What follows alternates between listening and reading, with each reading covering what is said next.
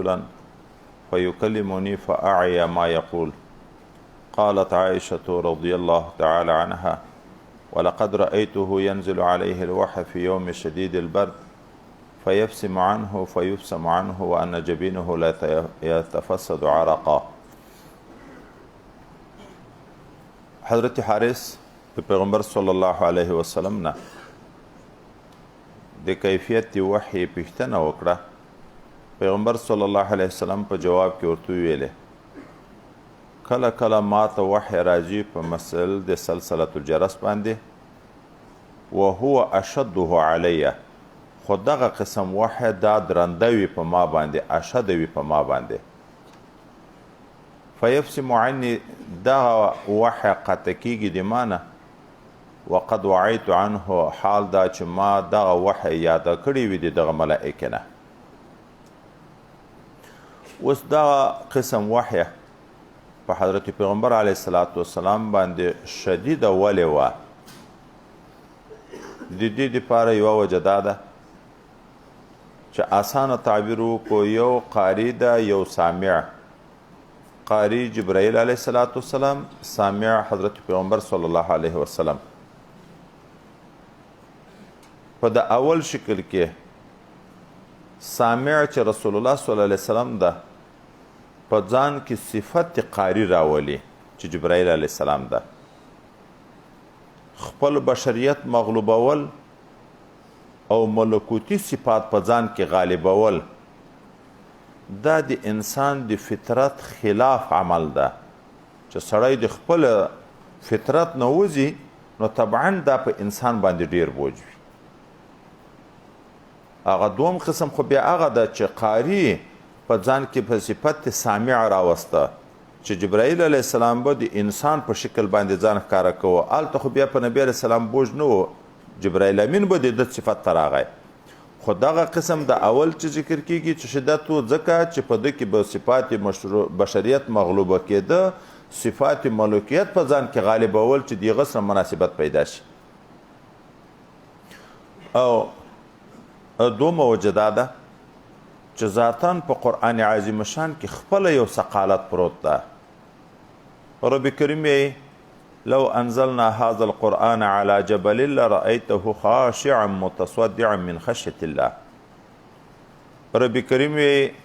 انا سنلقي عليك قولا ثقيلا. او تجربه دی نگانه حضرت زید چې کاتب دی وحی د پیغمبر صلی الله علیه وسلم ده. د پیغمبر علیه الصلاة والسلام ورون مبارک د په ورانه و چې صرف دا الفاظ نازل شو چې غیر اولی ضرر. حضرت زید وی چې دومره وډار شم چې دومره درندوالی را باندې راغی چې د ما د ورانه اډوکی به ټوټې ټوټې شي. حضرت پیغمبر علیه السلام به کله په اوښه سپور و، وحی به شروع شوه، وحی دومره ثقالت و چې اوښې به برداشت نه شوه کړه، اوښه به په هغه ځای ښې شوه. او بل طرف ته درېیمه وجه دا ده چې دلته وحی نازلېده په زړه مبارک د پیغمبر صلی الله علیه وسلم، بذات لکه په زړه باندې نزول د وحی راتلو. نو نبی علیه السلام دا وحی اورېده په غوږو د زړه باندې، نه په دا غوږو د ظاهر باندې. او دا چې واسطه په منځ کې کمه شي یا واسطه بالکل وي نه، نو په هغه کې بیا وزن او ثقالت ډیر زیات وي. نو ځکه په پیغمبر صلی الله علیه وسلم باندې به دلته دغه وحی بوج او درندوالی زیات. وحی جلی، وحی خفی، هر یو ثقالت لري. وحی جلی چې قرآن عظیم شان ده چې په پیغمبر علیه الصلاة والسلام به نازلېده، په دغه به داسې حال و. وحی خفی چې د پیغمبر علیه السلام کلام ده،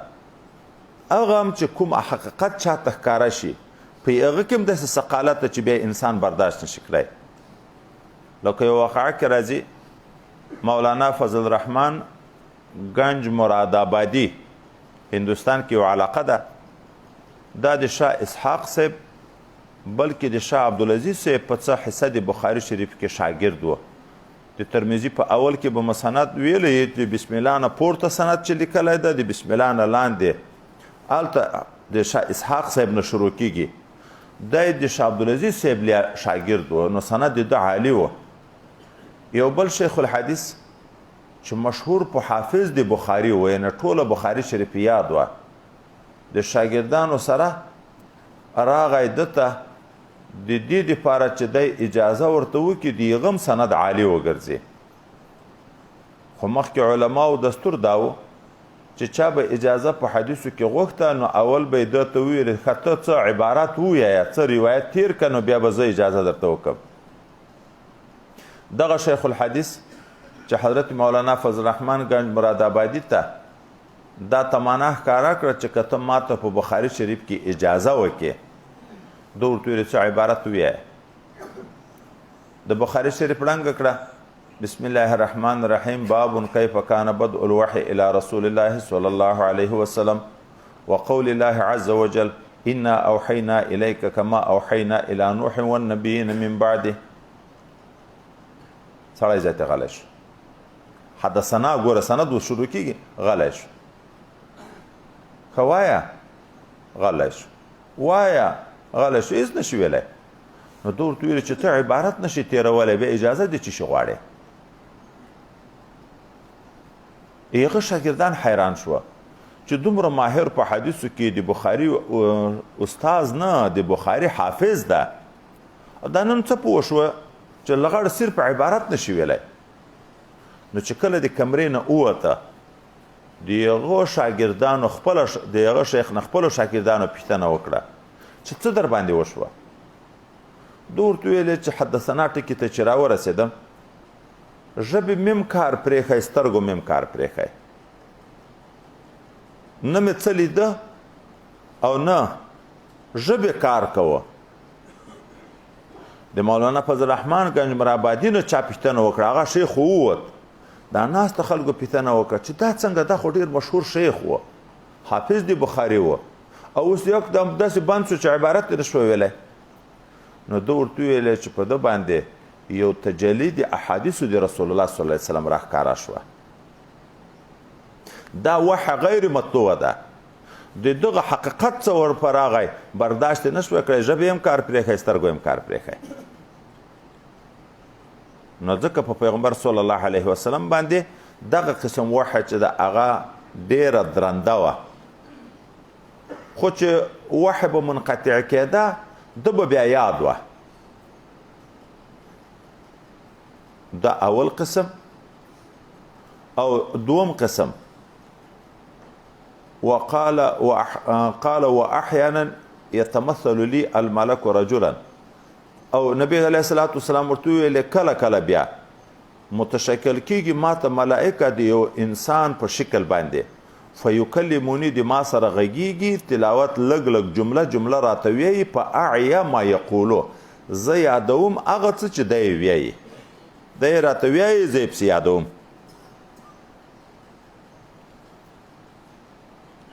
ملائک چاته ویل کیږي یتمثل لی الملک رجلا ملائک اجسام علویه تتشکل ای شکل شاؤ دا اجسام علویه دی یعنی اسمانی مخلوق ده چې الله تعالی دی ته په هر شکل چې دی ځان ښکاره کوي قدرت ورکړی دی چې دی په هر شکل کې ځان ښکاره کوی شي دغه ملائکه چې پیغمبر علیه الصلاة والسلام ته راتله د یو انسان په شکل کې ځان ښکاره کوه کومه ملائکه وه څوک وی چې حضرت اسرافیل علیه الصلاة والسلام څوک وی چې ملک الجبال د غرو ملائکه څوک وی حضرت جبرائیل علیه السلام مختار قول دا ده چې دا جبرائیل علیه السلام تر مراد ده اسرافیل علیه السلام په ابتدا کې د پیغمبر علیه السلام سره ملاقاتونه کړي خو وحی نه ده ورته راوړی دغه چې خبرې کړي دي وحی نه ده راوړی او ملک الجبال یو وارې ورته راغلی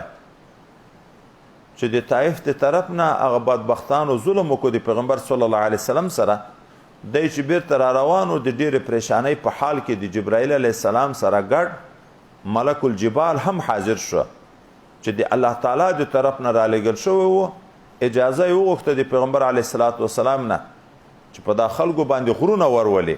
خو پیغمبر علیه الصلاة والسلام اجازه ورته ونه کړه. دا ملاقات یو وارې د هغه وسره شوی. ډېر چې راتلو وحی چې راوړه جبرائیل علیه السلام، ځکه جبرائیل علیه السلام وظیفه دا ده چې الله تعالی او د انبیاو په منځ کې سفیر ده. هر نبی ته وحی چې راوړه جبرائیل علیه السلام به راوړه، پیغمبر علیه السلام ته هم ده راوړه. اوس سوال دا واردېږي چې دغه ملایکه د یو انسان په شکل باندې متشکل کېده پیغمبر صلی الله علیه وسلم ته، او د ملائکه نه مراد جبرائیل علیه السلام ده. د جبرائیل علیه السلام په باب کې خو خپله پیغمبر علیه السلام ویلی دي چې ما دای چې په اصلي شکل کې ولید 600 وزرې وې او افق دا د غرو مخه دا یې ټوله بنده کړې وه، دومره غټ وجود خدای متعال ورکړی. نو دغه جبرائیل علیه السلام چې د یو انسان په شکل کې پیغمبر علیه السلام ته ځان ښکاره کوه، دا د انسان د وجود نه ورزیات چې د خپل نور وجود و، خپل وجود خو ډیر غټ و، هغه نور وجود یې څه کېده. په دې کې امام الحرمین وی چې نور وجود یې فانی کېدو ختم بشو، خو چې بیرته به ملوکي صفت ته اوښت بیرته به خدای پاک هغه وجود ورک. او شیخ عز الدین عبدالسلام یې چې دا نور زائد وجود تر جدا کېدو و ختمېدو نه ورکېدو نه، لکه د ده نه چې جلا کې په دا کم شکل کې به پیغمبر علیه السلام ته ځان ښکاره کړو، او نور وجود به الله ته ورسره نږدې و چې بیرته به ملکوتي صفات ته اوښته هغه وجود به ورسره منظم شو. ابن حجر عسقلانی وی چې نه فنا راتله نه جدایی راتله، بلکې تکاسف و. پنبه وړی چې وی ټکه صفای کې خیره میره تر لري شي او وسپڼېږي، نو 1 کیلو 2 کیلو پنبه دومره ځای نیسي. دغه پنبه داسې سره کلک کا یا دا وړی داسې سره کلکې کا، بیا په مځکه پارې دومره پیته معلومیږي. دغه وړی یا دغه پنبه اجزای پانی شو که تر جدا شوه، خو نه پانی شوي دي نه جدا شوي دي، صرف سره ننوته. نو د جبرائیل علیه السلام دا وجود به سره ننوت دغومره به شو لکه د انسان په شکل کې، چې هغه به وروسته ذکر کړو چې د کوم انسان په شکل کې ډېر راتلو. لیکن دا خبرې وای اسې سطحي خبرې دي چې څوک کوي، اعتراض کوي بیا داسې جوابونه کوي. مخکې چې موږ تعریف د ملایکه وکړو خو مشکل ذات اخلاص ده. اجسام علویه نورانیه دي چې په کوم شکل وغواړي الله تعالی دوی ته قدرت ورکړی په هغه شکل ځان ښکاره کوی شي. نو کاټ کېدن یا پانی کېدن ته څه ضرورت ده، یا تکاسب ته څه ضرورت ده؟ خو هغه چې په هر شکل وغواړي په هغه شکل باندې خدای په قدرت ورکړی ځان ښکاره کوی شي. بیا دغه جبرائیل علیه السلام چې په انساني شکل کې راتلو پیغمبر صلی الله علیه وسلم ته غالبا د حضرت دحیه کلبی رضی الله عنه چې ډېر ښایست خدای پاک ورکړی و د یو په شکل کې به راتلو، غالبا به په یغه شکل کې کله کله په بل شکل کې هم راغلی. لکه موږ تاسو ته حدیث د جبریل په عنوان چې مشهور ده، بخاری او مسلم په دغه دواړو کې به راځي او مشکا شریف کې مو ویلی ده. حضرت عمر فاروق رضی الله عنه وی چې موږ د پیغمبر صلی الله علیه وسلم په مجلس کې ناست وو، اذ طلع علینا رجل شدید سواد شعر شدید بیاض ثياب لا يرى عليه اثر السفر ولم يعرفه منا احد. یو سړی راغی تک سپینې جامې، تک تور ویښتان، اثار د سفر بیخي نه په ښکاره کېده، خو لیکن موږ هېچ هم نه پېژندو. دا چې سفر اثار نه ښکاره کېدو خو داسې معلومېدو چې د دغه ځای سړی ده، خو موږ هېڅ هم نه پېژندو. حتی چې پیغمبر صلی الله علیه وسلم هم وویلې چې ده پوښتنې وکړې مل ایمان مل اسلام مل احسان، متا ساعه چې کله روان شو بیرته لاړ، حضرت پیغمبر علیه السلام ویلې هذا جبریل اتاکم یعلمکم دینکم.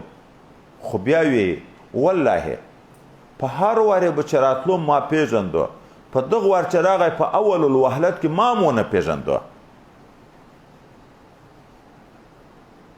وروسته پوه شم چې دا جبرائیل علیه الصلاة والسلام ده. نو غالبا چې دی راتلو د حضرت دحیه که داسې وای چې په دغه مجلس کې هم د حضرت دحیه په شکل ښکاره وای، بیا خو صحابه هم پیژندو چې جبرائیل امین ده، ځکه په هغه شکل کې خو دی هم لیدلی و. بیا خو نبي کریم صلی الله علیه وسلم هم پیژندو. اوس دلته دستی بل بیا سائل ولاړ د سوال کوي چې حضرت پیغمبر علیه السلام یې په دغه وار ما هم ونه پیژندو. نو دا خو سل د اعتماد علی الوحی راځي. دا نورو اوقاتو کې چې وحی راوړه چې یو وارې داسې پیښه شوه چې نبی علیه السلام ونه پیژندو، خو په نورو وارو کې دم کیدی شي چې بل انسان د پیغمبر علیه السلام لیدلی وي، یا د العیاذ بالله شیطان په انساني شکل کې ځان ورته ښکاره کړی، هغه د دا خبرې ورته کړي، واحد نه جبرائیل امین دی نه. نو اعتماد څه پاتې شو چې دا اوس کلام د جبرائیل علیه السلام ده که د شیطان ده؟ نو جواب دا ده چې نه، دا اعتراض نشته، ځکه جبرائیل علیه السلام چې د وحی په عنوان به راتلو، چې وحی به یې راوړه، نو ځان به اوله نه ورپېژندو، په معروف شکل کې راتلو. په دغه وار چې جبرائیل علیه السلام راغلی و، وحی یې نه و راوړی پیغمبر علیه السلام ته، د سائل او د طالب په شکل یې ځان ښکاره کوه. نور خو به هغه حدیث کې بیا الته تشریح کوو، د سائل په شکل و، د یو طالب په شکل و. او دا چې ناشنا سړی راشي مجلس ته پوښتنې شروع کړي، د استاز نه ملګري هم ټول متوجه شي چې دا څوک ده او څنګه پوښتنې کوي. د دغه دپاره یې هلته په ناشنا شکل کې راغلی. بیرته یوه بله نقطه علما ذکر کوي، په دا یوه وار نه پېژندلو کې چې الله تعالی نبی علیه السلام ته اول ور ونه پېژنده، په دغه کې حکمت الهي څه شی و؟ وایي په دې کې حکمت الهي دا و چې تنبیه ورکوي پیغمبر صلی الله علیه وسلم ته، چې پیغمبر علیه السلام به ویلې اوتیتو علم الاولین والآخرین، ما ته د اولین او د آخرینو علم راکړی شوی ده. الله تعالی تنبیه ورکوي په دې چې دا علم ما درکړی، د تا په سینه کې ما محفوظ کړی، که نه یې ته په خپله دغه علم نشه ساتلی، په دغه نه یې قادر چې دا اشنا سړی مې درته ناشنا کو. بار بار لیدلی، دا خو به راځي په هغه حدیث کې چې رامغی دغه واقعه په اخر عمر کې وه،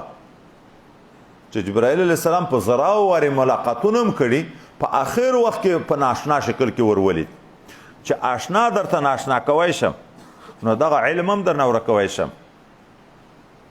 ولو شئنا لنذهبن بالذي اوحینا الیک،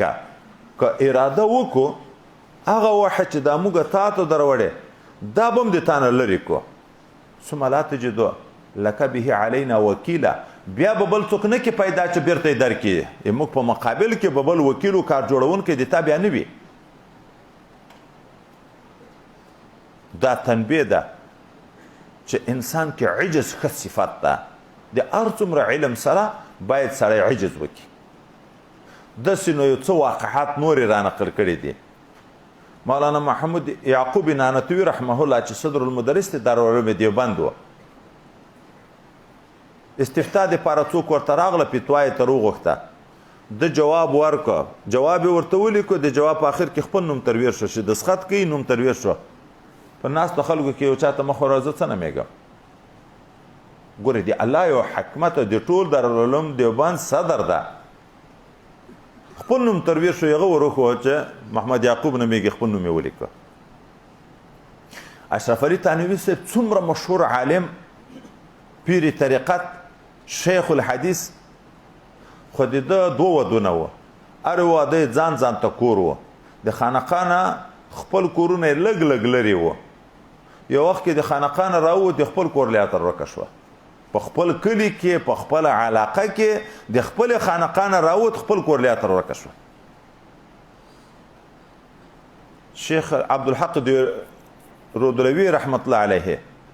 40 کاله شاوخوا یې دا معمول و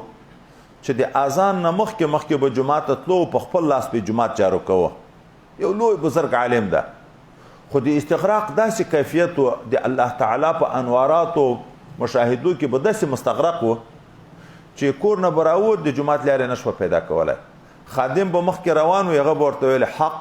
حق دی به په غږ پسې تلو ځکه یې نوم عبدالحق شو کنه د نوم شیخ احمد و 40 کاله جومات په خپل لاس جارو کوي خو کور نه بوت لار به تروره کوه دا د ربي کریم په دې کې ډېر حکمتونه یې اشنا سړی ناشنا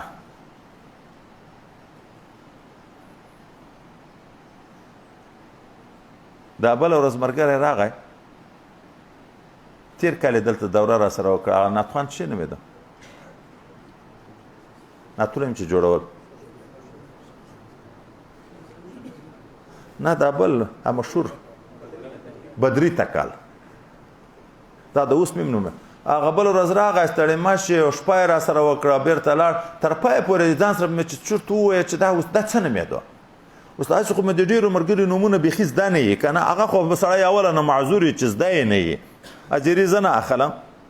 چې چا نوم زده کړم نور جاندارۍ تو سره خلاص نه یو چې ملایانو غوندې چای سره وخورو سره ګپ سره ووایو نو نوم په څه شي زده شي خو خو پر ناتخوان چې نات وی د نوم کې اخلي ځکه مشهور نوم یو بدري تکل نوم به اصلي خدای چی خو بدري تکل خو دا لانډای نوم د ناتو خو دغه دغه هم رانه ویر شو نو الله حکیم ذات ته انسان ته تنبیه ورکوي په دې باندې چې ګوره ګوره چې لوی درنه ونه شي عجب ونه شي چې زه یم بیرته راځو دغه ځای ته حضرت جبرائیل علیه الصلاۃ والسلام به پیغمبر علیه السلام ته په انساني شکل کې متشکل کېدو د حضرت یحیی کلبی رضی الله عنه په شکل کې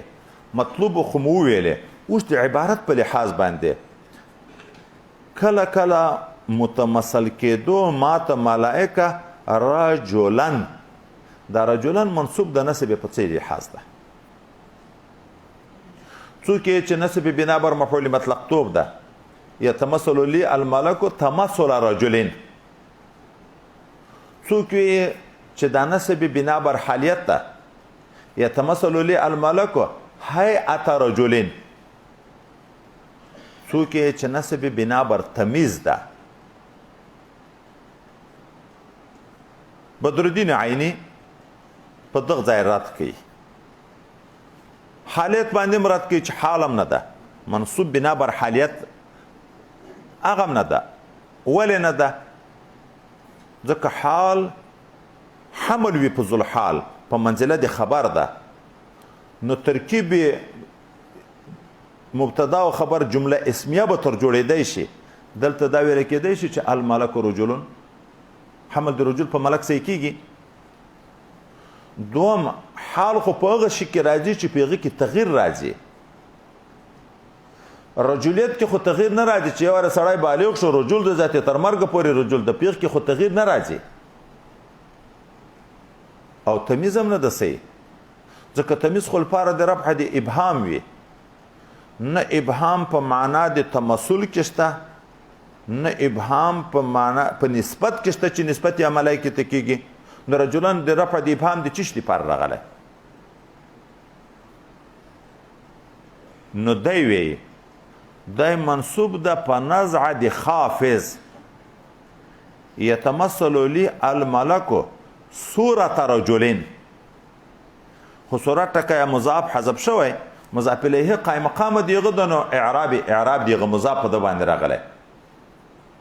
لیکن موږ چې نه نسب بنا بر تمیز دا راجح ده او تمیز لپاره د رفع د ابهام وي دلته ابهام شته د تمثل خپل معنا واضح ده د ملک خپل معنا واضح ده خو د نسبت تمثل چې ملک ته شوی په دغه کې ابهام ده چې متشکل کیږي ملک نو په کوم شکل کې متشکل کیږي د استي پښتنه را آیا د انسان په شکل کې متشکل کیږي که د یو مرغه په شکل کې متشکل کیږي بیا په انسانانو کې د نر په شکل متشکل کیږي که د ښځې په شکل متشکل کیږي دا خو ملایکې په دغه ټولو شکلو لیدل کیږي لیدل شوي دي لیدل کیږي حضرت ابن عباس رضی الله تعالی عنه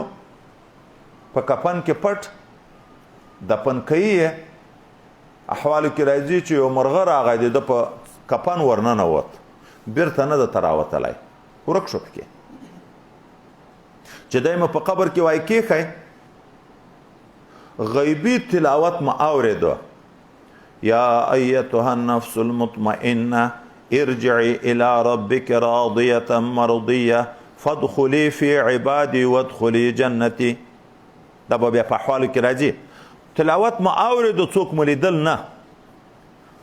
ملائکه د دې مرغه په شکل باندې ځان ښکاره کوي دا بار بار لیدل شوي دي اوس هم چې څوک کشف لري په اکثر اوقاتو کې د مرغانو په شکل کې ملائکه ویني کله د ښایسته ښځو په شکل کې ویني نو ځکه ابهام چې دا به په کوم شکل کې وي نو رجلان لپاره د دفع د تمیز لپاره د دفع د ابهام راغی چې تشکل په انساني شکل او په انسانانو کې د نارینه په شکل د بالغ انسان په شکل کې ځان ورته ښکاره کوه کله کله متشکل کېږي ماته ملائکه د یو نارینه انسان په شکل بیا د ما سره غږیږي او زه یادوم هغه څه چې دی راته ویایي اوس دستي پوښتنه ده چې دوه طریقې ذکر کړي حضرت پیغمبر علیه السلام په دا دوه طریقو کې په تعبیر کې فرق وکړه په اول صورت کې فیفسم عني وقد وعیت عنه ماضي ویلې او په دا دوم صورت کې فاعیا ما یقول مضارع وی وعیت اعیا دا فرق ولې ده نه دغه لپاره اسانه جواب داده چې په هغه اول صورت کې یاداشت به مخکې تر انقطاع د وحی و یا دوم تعبیر الته مخکې موږ ویلې چې په ده کې به ملکوتی صفات غالب شو بشري صفات به مغلوب شو چې بیرته به بشري صفاتو ته او مخکې به هغه ملکوتی صفاتو په وخت کې د یاد کړی و نو ځکه تعبیر په ماضي کوه او دلته په دغه دوم صورت کې خو جبرائیل علیه السلام هم د انسان په شکل کې و اوس نو انسان په شکل تلاوت کوه د حالت یې سمدستي ورسره یادوه فیکلموني نو فاعیا ځکه چې هغه د مستقبل ذکر کړه بیا سوال واردېږي چې مخکې موږ تاسې د وحی اوه قسمه ذکر کړه دلته خو د وحی دوه قسمه نبی کریم صلی الله علیه وسلم ذکر کړه حضرت حارث پوښتنه وکړه د وحی پیغمبر صلی الله علیه وسلم د وحی دوه طریقې ذکر کړه ما ته وحی کله په معهوده طریقه کله په غیر معهوده طریقه جبرائیل امین کله په معروف شکل کې کله په غیر معروف شکل کې ښکاره کیږي دا نور اقسام خو نه کړی ذکر نو جواب دا ده اصلا د قرآن عظیم شان نه چې معلومیږي نبی ته چې وحی کیږي درې کیفیت دي وما كان لبشر ان يكلمه الله الا وحيا او من وراء حجاب او يرسل رسوله وحی مراد القاء في القلب ده چې خوب الهام ته ورغلی هغه اقسام دی وحی چې موږ ذکر کړي وو او من وراء حجاب لکه موسی علیه السلام په کوی طور پیغمبر علیه السلام په معراج کې چې د الله تعالی سره خبرې کړې دي من وراء حجاب یې کړې دي ملائکه په منځ کې نه وه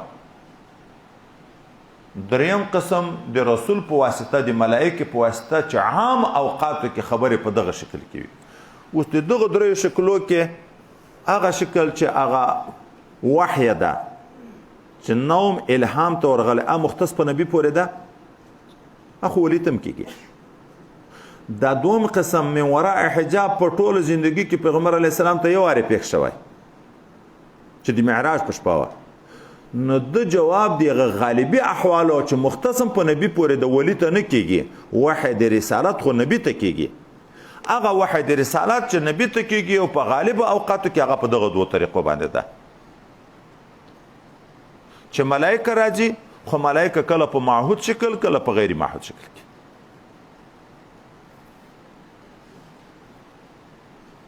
ماته راځي ملائکه په دغه دوه طریقو باندې دا هغه غالبي اوقات ذکر کړه هغه نور اوقات چې دی یا مختص نه دي په نبي پورې یا نادر وخت کېږي. اوس تر دغه ځایه پورې اول حدیث مبارک تام شو چې حضرت حارث پوښتنه وکړه، نبی کریم صلی الله علیه وسلم کیفیت په دوو طریقو ورته ذکر کو، جواب یې وکړ.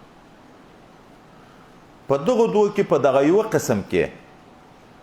د شدت بیان هم راغی چې دا په ما ډیره درنده وي. اوس د دغه درندوالي د تایید دپاره د حضرت عایشې بل قول را نقل کوي. قالت عائشة رضی الله تعالی عنها. اوس آیا دغه قولم په دغه مخکینی سند ثابت ده او که دا په مستقل سند ده؟ څوک وی دا مسند معطوف ده په حذف د حرف عاطف باندې. حضرت عایشې خپل خوریه حضرت عروه ته دا دواړه خبرې په یو ځای کړي دي، نو سند هغه یو سند ده. حضرت عایشې رضی الله تعالی عنها د نبی علیه الصلاۃ والسلام هغه د وحی کیفیت ورته ذکر کو، بیا په دغه ځای دا د درندوالي او هغه چشمدید حال چې دی په خپل سترګو لیدل هغه هم ورته ذکر کو. په ژمي کې د سخت ساړه په وخت کې مالید چې په پیغمبر علیه الصلاۃ والسلام به وحی نازلېده، د ډېر شدت نه به د وجود مبارک نه وی خولې لکه رګ چې پرې کې چې هغه وینې مسلسل بهیږي، د خولې به داسې مسلسلې بهیدې. نو دا مسند ده په سند سابق، صرف حرف عطف حذف ده. په دغه کې اختلاف ده چې حذف د حرف عاطف جائز ده کنه، د ابن مالک نحوی پر باندې جائز ده. دوم قول دا ده چې نه، دا مسند په سند سابق نه ده. حضرت ام المؤمنین حضرت عروه ته هغه اول حدیث مبارک چې نبی علیہ السلام نه پوښتنه وشوه د جواب ورکو په یو مجلس کې ورته ویلی،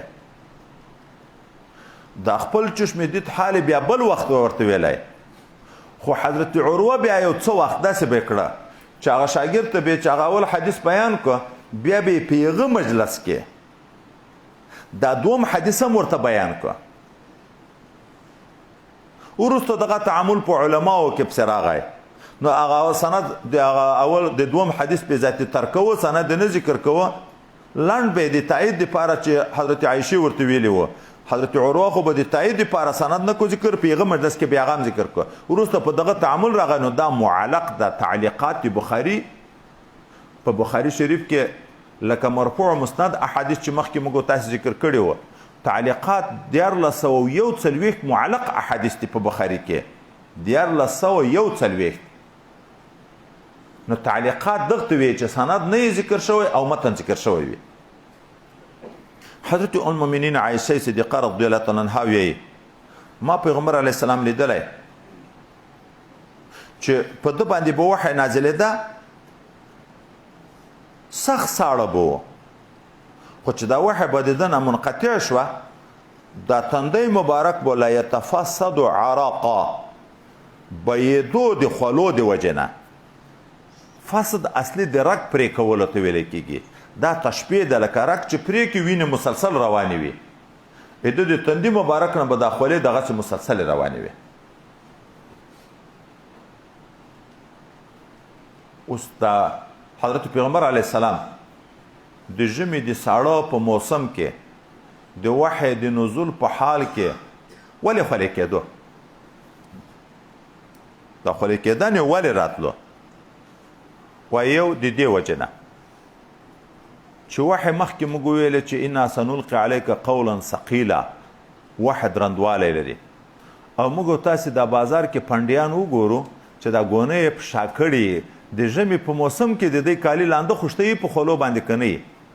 چې سړی دروند شي، هغه ژمی یې که وړی بدن برداشت نه کړي، د هغه ستړتیا او ستومانتیا اظهار په خولو باندې کوي، د بدن هغه د مشقت حالات راښکاره کېږي په خولو باندې. نو وحی کې ثقالت و، د ثقالت وحی د وجې نه د په بدن به بوج راغی، لکه د ژمي په وخت کې چې دروند پیټ سړی وي خولې کېږي، نو ځکه دا هم خولې کېده. دوم د دې وجه نه په ده باندې خوله راتله چې کوم کلام الهي چې جبرائیل امین د تراوړ او د ده په زړه باندې نازلوه هغه نور و. قرآن ته الله خپل نور ویلی ده. کوم حامل د وحی چې جبرائیل امین ده هغه هم د نور نه پیدا او د نبی کریم صلی الله علیه وسلم هم باطن ټول د نور نه ډک. 3 انوار به سره جمع شو او نور کې ګرمایش وي. دا هر یو بلف ته تاسې لاس ورنږدې کوئ حتی ګوته په سوځي که نه په سوځي. اوس نو چې 3 انوارات جمع شي 3 انوارات په یو ځای کې جمع شي طبعا ګرمایش پیدا کوي. دا موږ د بدن د ګرمۍ دا اوس چې خولي کېږو چې د وجې نه خولي کېږو سره له دې نه پکې راته چلان دي اسیان راته چلان دي خو د هغه باوجود د ګرمۍ د وجې نه په بدن کې ګرمایش راشي خولې بهیږي. هلته 3 انوارات جمع کېده. د 3 انواراتو د اجتماع د وجې نه په هغه بدن کې به حرارت غالب شو. د غلبې د حرارت د وجې نه به خلل راغله. اوس سوال واردېږي چې دغه حدیث مبارک نه معلوم شوه چې په پیغمبر علیه السلام به چې وحی نازلېده دومره حدت و حرارت به په ده راغی چې بدن یې خولې کېدو. او هلته بل حدیث مبارک بیا را روان ده چې نبی کریم صلی الله علیه وسلم د ساړه نه بدن ریږدي خپلو بیبیانو ته ویي زملوني زملوني پټ مې کوي پټ مې کوي د ساړه نه ریږدي. هلته معلومیږي چې سړه به بدن وینیو. دلته بیا دو حدیث ته معلومیږي چې ګرمایش به. نو جواب دا ده چې تعرض نشته. تعرض به هلته وایي که دواړه په یو حالت کې وایي چې د وحی د نزول په وخت کې هم ګرمایش وای هم ساړه وای. نه د وحی د نزول په وخت کې به ګرمایش و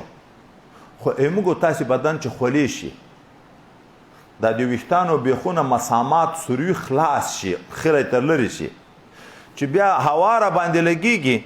بدن مې سړیږي که نه حتی تیز هوا راشي ساړه مو واخلي څادره کې ځان پټ کو په ګرمي کې مو ساړه وشي ولې بدن مسامات خلاص وي هوا چې لګیږي دننه بدن ته ننوځي.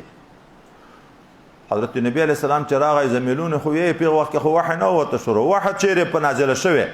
په د حرارت راغلی هغه حرارت د وجې نه د بدن نه خولې بهیدلي وجود مبارک صفا شوی بیا چې په لیارې را روان ده کور ته سړه هوا په لګیږي د هغه نه بدن سړوالی پیدا کړو. نو تعرض نشته د دې په مابین کې. اصل خبره دا ده چې وحی کې انوارات و نورانیت ده دا چې نازلیږي په پیغمبر علیه الصلاة والسلام به چې نازلېده یا بذات یا په واسطه د یوې ملایکې. په منځ کې به حجابات نه وو. چې حجابات نه وو هغه تاثیر د وحی به په خپل حال پاتې وو. هغه کې نورانیت و حرارت ته نو دلته به په بدن کې حرارت راغی بدن نه به خولې شروع شوې چې واسطه نه وي یا کمه وي د هغه شي اثر په خپل حال پاتې وي. چې واسطې ډېرېږي هغه اثر کمیږي. نزله على قلبك جبرائیل امین نازلېدو د ده په زړه باندې. لمر څلورم اسمان کې ده په محسوساتو کې مثال وګورو ځکه ته چې رارسیږي په منځ کې زرګونو حجابات و پردې دي. د لمر چې هغه کوم اصلي حرارت ده د دغه حجابات و پردو د وجې نه چې تر موږ رارسیږي کم شي. نه بدن په سوځي نه کپړه په سوځي نه مالوچ چې پراته وي پنبه چې پراته وي نه هغه په سوځي. خو لیکن یو قسم آتشي شیشې ورته وي یو قسم شیشې دي چې لمر ته مخامخ شي د لمر هغه ذاتي شعاع راکش کوي ځان ته. هغه چې ځان ته راکش کي دغه شیشه چې بیا اوس دلته کپړې ته مخامخ شي کپړه سوځي. انسان ته چې مخامخ شي بدن ته هغه بدن وسوځي. ولې دلته واسطه کمه شوه هلته حجابات ډېر وو دلته یو شیشه په مابین کې راغله هغه د لمر ګرمایش په شیشه کې جمع شو د دغه یوې شیشې نه بیا چې کوم شي ته نقل کېږي د دغه شي د لمر په منځ کې یوه شیشه واسطه راغله، هغه نور حجابات لکه شیشې ختم کړه، لمر یې خپل ځان ته پوره راکش کړه. نو ځکه دلته کپړه هم سوځي، جامې هم سوځي او په مالوچ هم سوځي، انسان هم سوځي. د نبی علیه السلام په زړه به دا نازلېده واسطه بلکل ونه یا کوه یوه واسطه و جبرائیل علیه السلام. دغه ځای نه د تصوف یوه بله خبر درته وکړم. الا ان اولیاء الله لا خوف عليهم ولا هم يحزنون الذين آمنوا وكانوا يتقون لهم البشرى في الحياة الدنيا وفي الآخرة. هغه آیات کې چې موږ تاسو وګورو تفاسیر، ولی تعریف خو الله کړی، د ولی علامې الله ته ذکر کیږي. په علامو کې یو دا ذکر کیږي چې الله تعالی وی د ما دوستان د ما په بندگانو کې هغه څوک دي چې دای څوک ویني زه ور په یادېږم، او چې ما څوک یادوي دی ور په یادېږي. چې دای څوک ویني زه ور په یادېږم. ځکه یو نږدې تعلق د دوه ملګري چې په دغه میز باندې موږ دا یوه میاشت مثلا ولیده، بیا چې دغه یو ناست دا بل نه دستي سړي ته هغه ور په یادېږي، بل ملګری دی چیرې ده. یو واسطه او قربي د دغه ولي د خدای پاک سره داسې یو قرب علاقه پیدا شوې وي، ولی الله ورته ویل کېږي. نو چې ولی ووینې الله په یادېږي، د الله یادېدن دا معنی دستي د لطایف جاري شي، ذکر شروع شي. چې ذکر کې د الله تعالی رابطه بیا د ده راځي.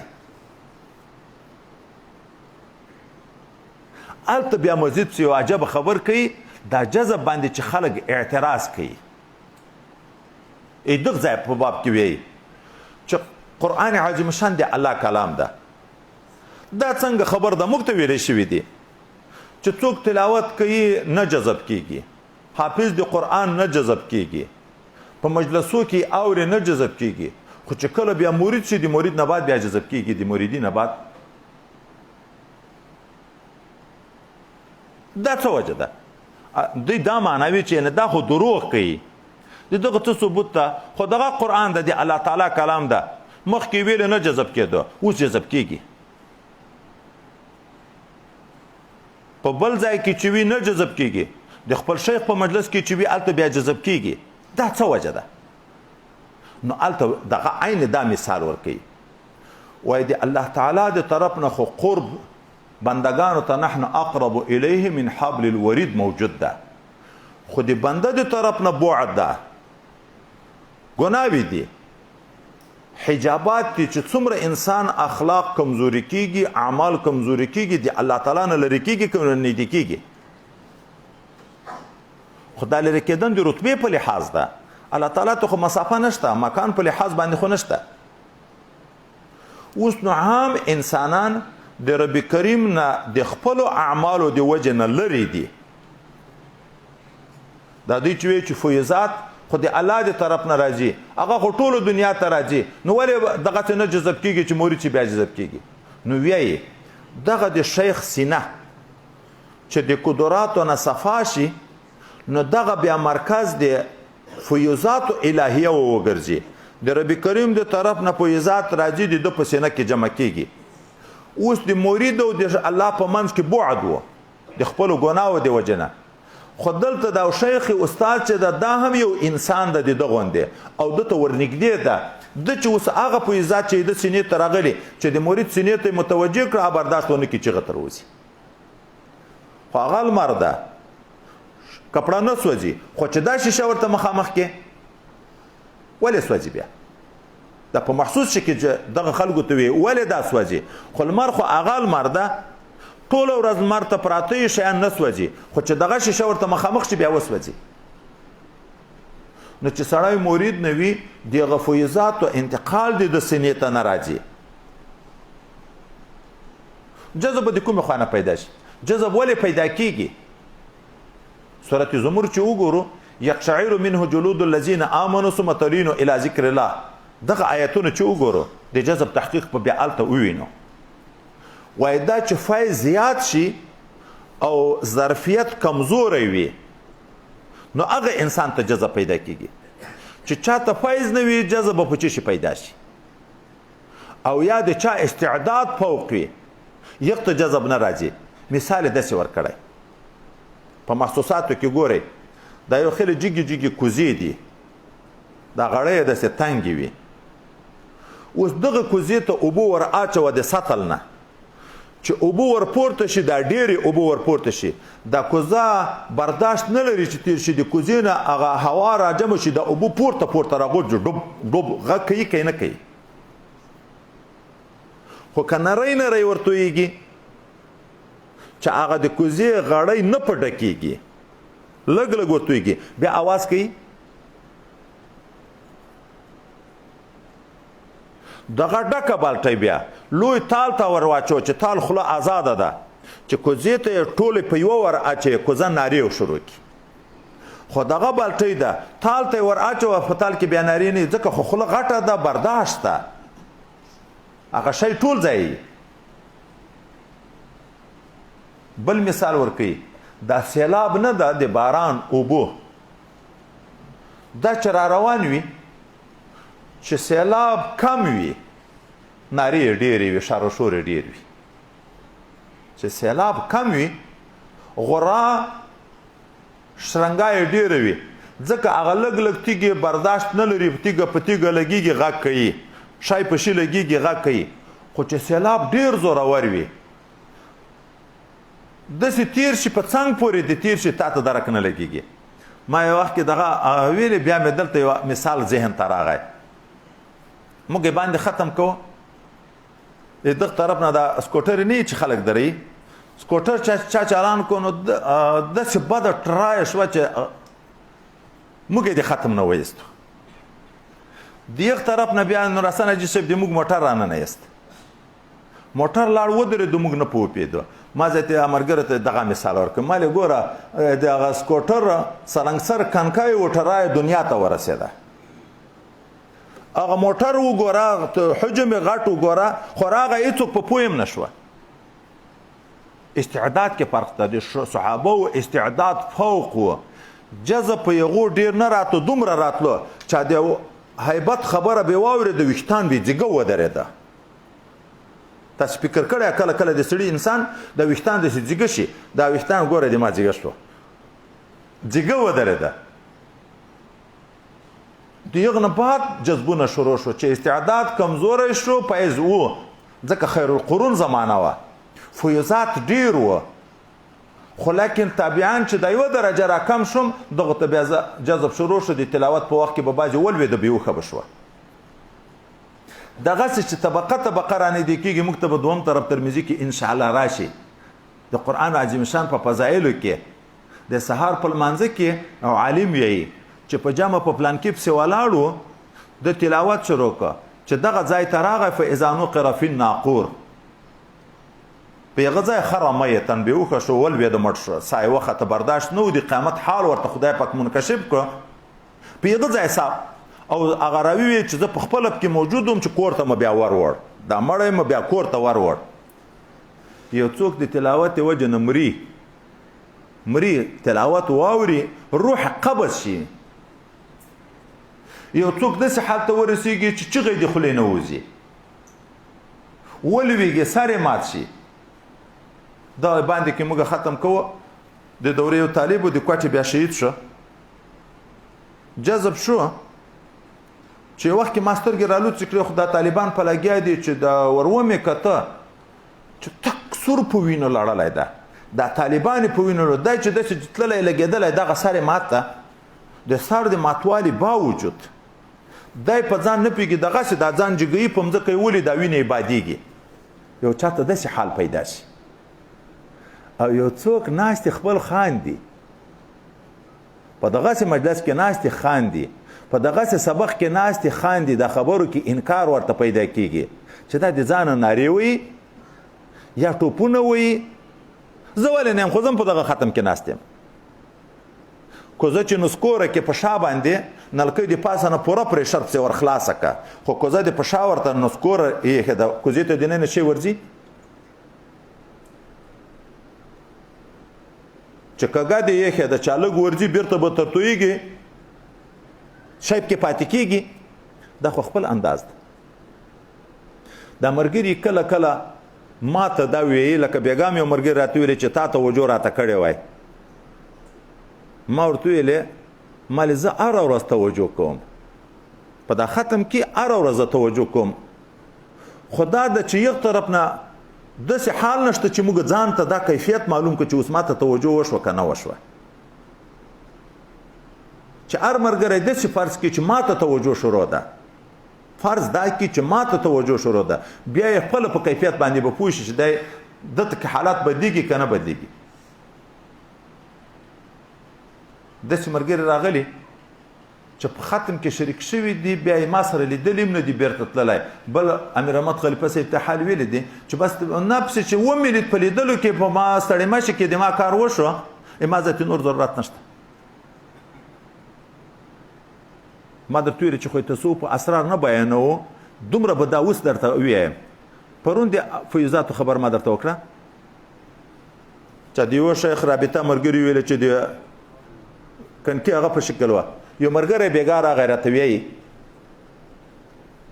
د دا خبرې سره ما وایي دغه شي ته ذاتي پام شو چې ودرېږي اوس ما ته څومره فیض شروع کېږي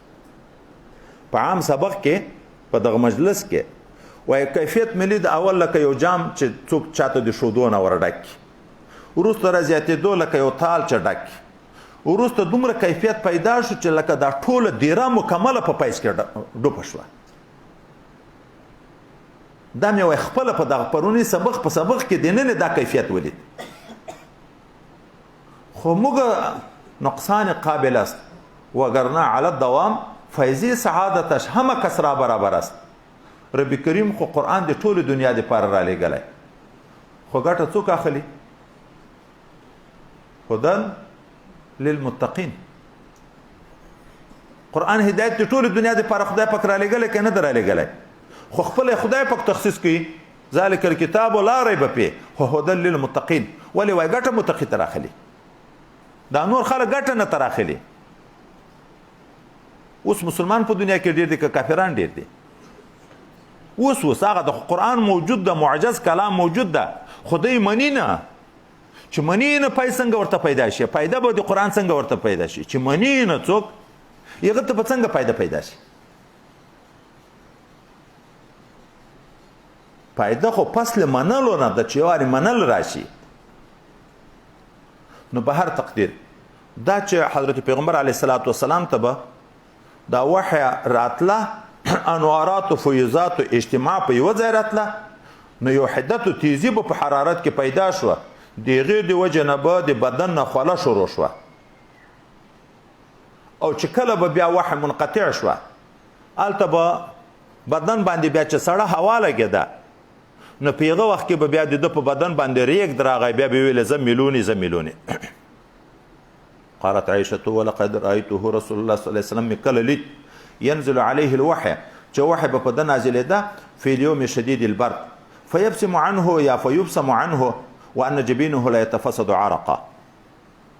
بیرته راځو د ټول حدیث مبارک چې پرون مو ویلې او نن مو ویلې د مجموعه نه یو دا خبره ثابته شوه چې ملائکې وجود لري ملحدین فلاسفه د ملائکو د وجود نه انکار کوي اوس دغسې خلک شته د اسلام په دعوه کې دننې ځان مسلمان بولي وایي دا څنګه موجود ده چې تر اوسه پورې موږ په ټوله زندګي کې چا نه دی لیدلی حتی څوک د پیریانو د وجود نه انکار کوي چې موږ نه دی لیدلی نو دا معنا نشته وایي د دغه حدیث مبارک نه اول دا راغی چې ملایکو وجود شته رات پر راغی په دغه خلکو چې څوک انکار کوي د ملایکو نه دوم د دغه حدیث مبارک نه دا ثابته شوه چې ملائکه په هر شکل ځان متشکل کوی شي نبی علیه الصلاۃ والسلام ته کله د انسان په شکل په انسانانو کې بیا کله د حضرت دحیه رضی الله عنه په شکل کله د بل انسان په شکل کې نو دا هم د حدیث نه ثابته چې ملائکه دا په مختلفو شکلو باندې ځان ښکاره کوی شي دریم د حدیث مبارک نه دا ثابته شوه چې صحابه و مبارکینو په خصائص النبوت کې د پیغمبر علیه السلام نه پوښتنې کړي پیغمبر علیه السلام جواب ورکړی اوس نو د پوښتنې یو اصول دلته ثابت شو که شاګرد د خپل ځان د معلوماتو په خاطر باندې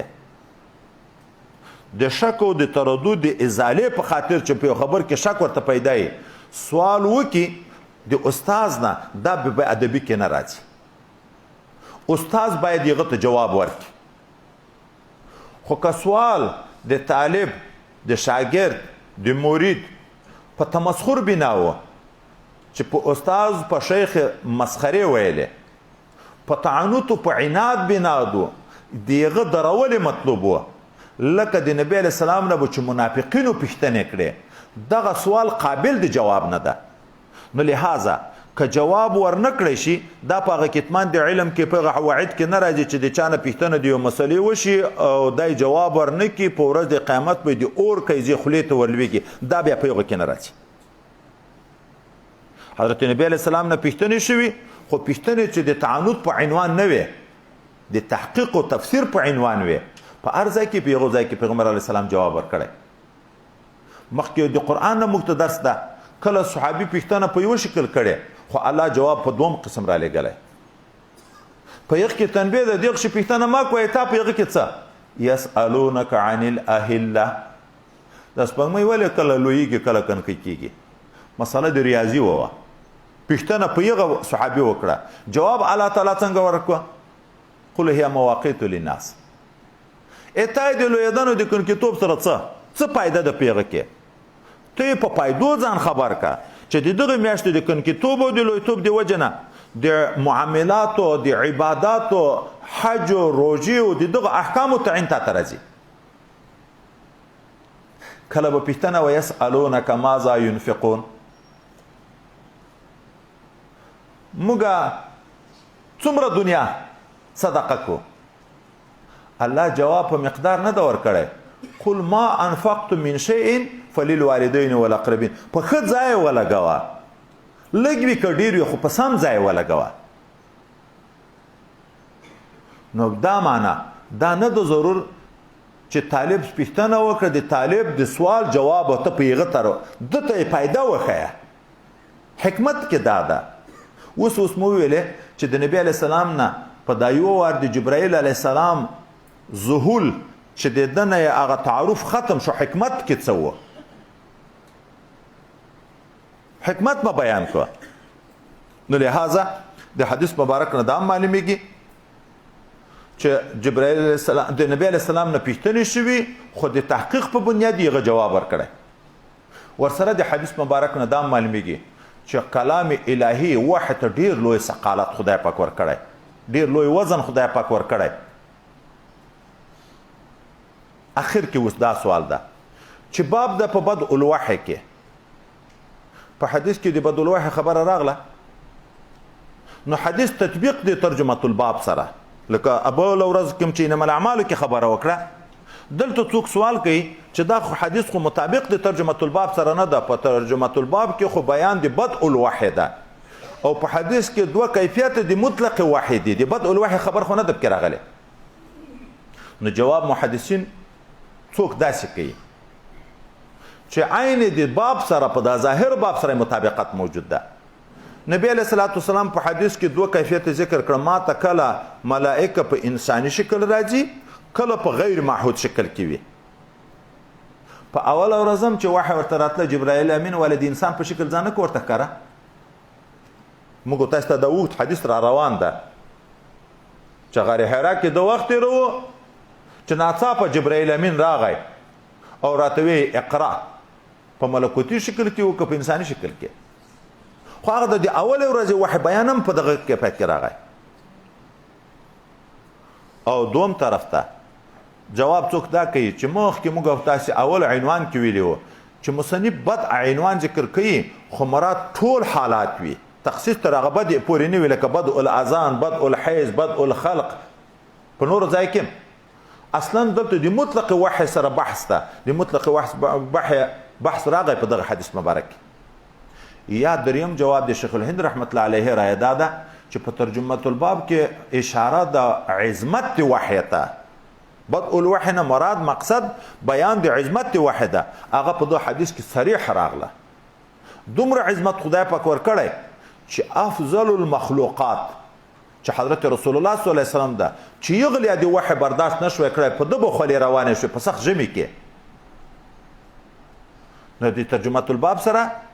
په دغه عنوان باندې مطابقت موجود ده. وبه قال حدث بس ده